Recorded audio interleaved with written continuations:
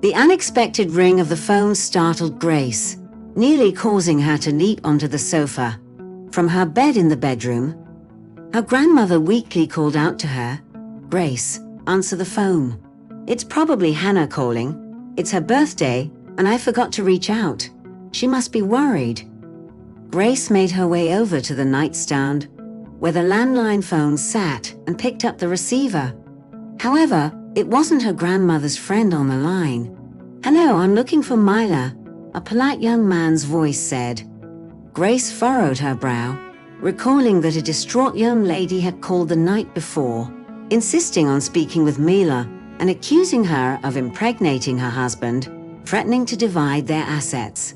After 5 minutes of chaotic shouting, they eventually realized that the girl had been looking for a different Mila. The ordeal had left Grace's grandmother so distressed that her blood pressure had plummeted. For 9 years, since 1985, Grace had shared her home with Mila, ever since her parents had relocated to the north for work. At that time, Grace was navigating her 9th grade and clung tightly to the familiarity of her friendships and childhood landscapes. Now, the fleeting summers, those she managed to spend with her parents, were their sole reunions. Our grandmother, having long ago parted ways with her husband, had remained unwed. Nonetheless, Grace and her grandmother found their rapport far from sour. Mila was a beacon of kindness, intelligence, and joy. Even at 65, she carried an elegant beauty. "And who might you be?" Grace responded, her tone tinged with a hint of discourtesy, her mind still replaying the previous day's phone conversation. "I'm Anthony. Please understand that I mean no harm. My grandfather sent me here to deliver an envelope to Myla. Unfortunately, this is the only contact I have, so I had to call. She doesn't reside here anymore, does she? And what exactly is nestled within that envelope? I must tell you, my grandmother is quite unwell at the moment. It's not a good time for disturbances." "So she's your grandmother? She's still among us? That's wonderful. May I hand her this packet?" "I believe it contains a letter. My granddad mentioned they were childhood companions. He goes by the name David."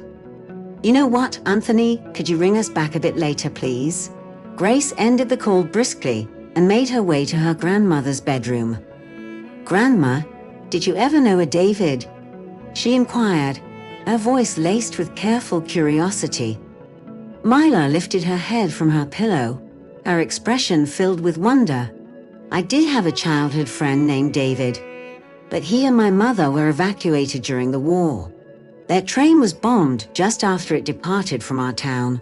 We received word that none survived." She paused, her eyes shutting softly as Grace noticed tears escape from beneath her aged eyelids. "I was 14 years old, and he was my first love," my grandma continued after a while. "And I was his. When he left, I cried my heart out, as if I had a premonition that I would never lay my eyes on him again. We were supposed to leave together, but my mother and grandmother were still in town for some unknown reason. Eventually we departed too, but safely. We were fortunate." "Why do you ask?"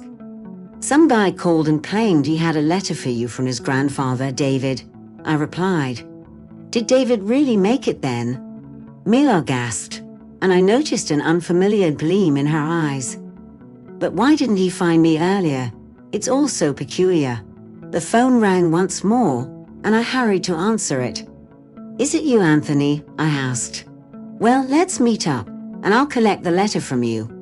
Can you come to the cafe in the park at 3 o'clock? I'll only wait for 10 minutes. Or are you currently far away?" No, I've just arrived in your town. That's why I'm calling. I'll be there."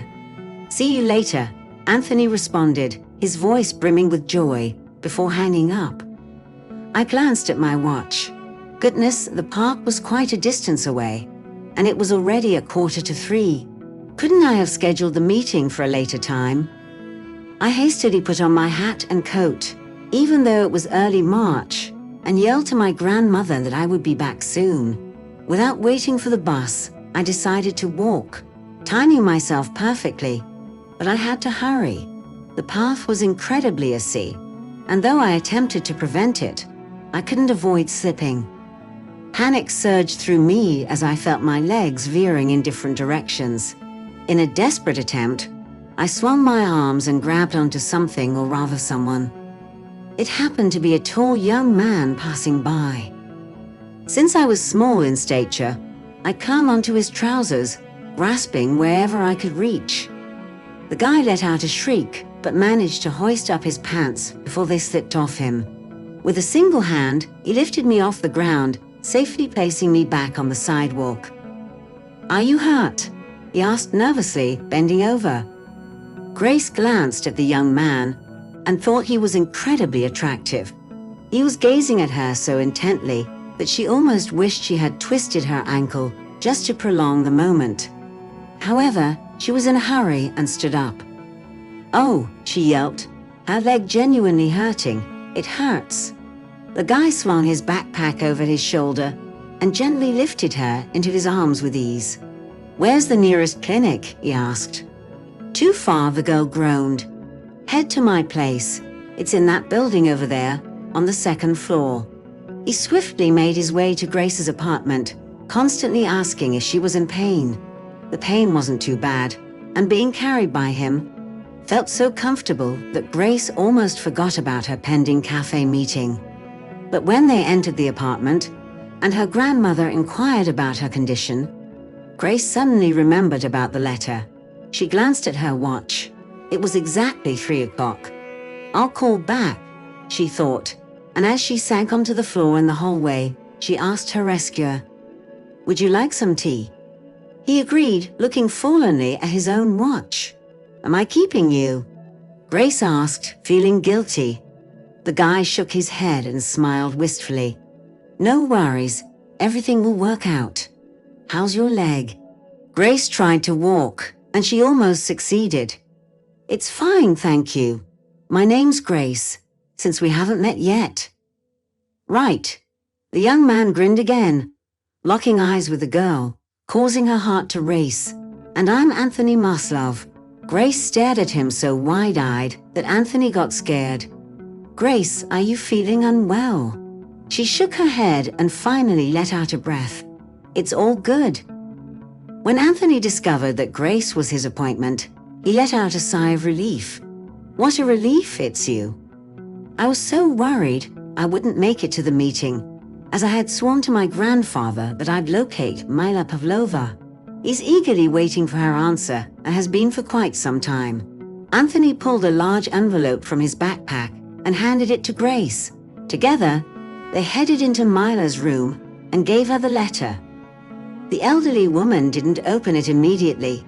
Instead, she first asked Anthony to share some news about his grandfather. When the Germans demolished the train, Anthony recounted, numerous individuals perished, David's mother included. The young boy himself sustained injuries.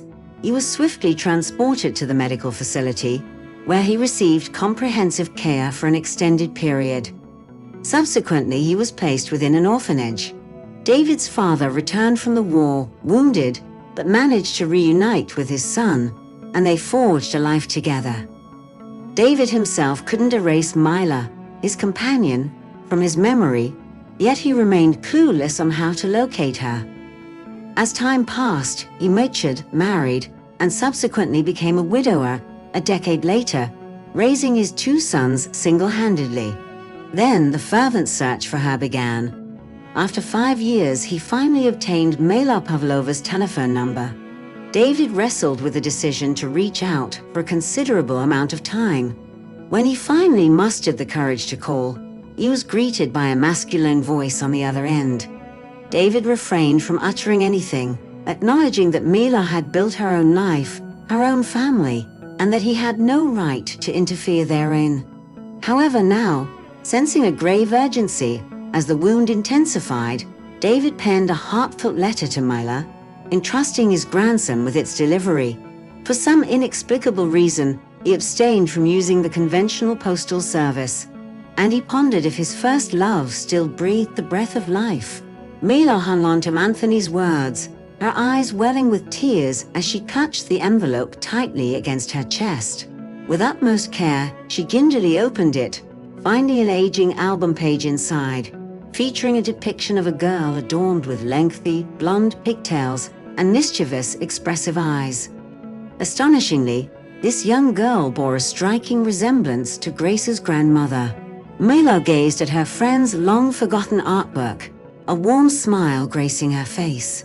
In a hushed tone, she murmured, "David, I haven't forgotten." With delicate hands, she extracted a letter from its envelope and commenced reading.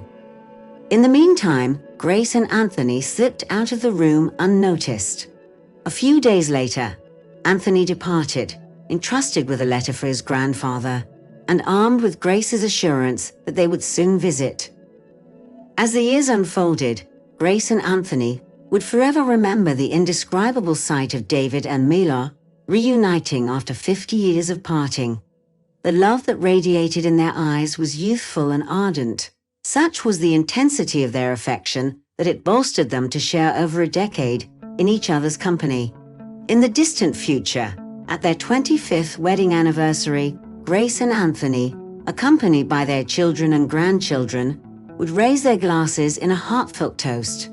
Naturally, the aim would be to honor their grandparents and the invaluable lesson they taught about genuine love. And forevermore, Mila's pencil-drawn portrait of the girl would hang in an exquisite frame, occupying the most prominent position.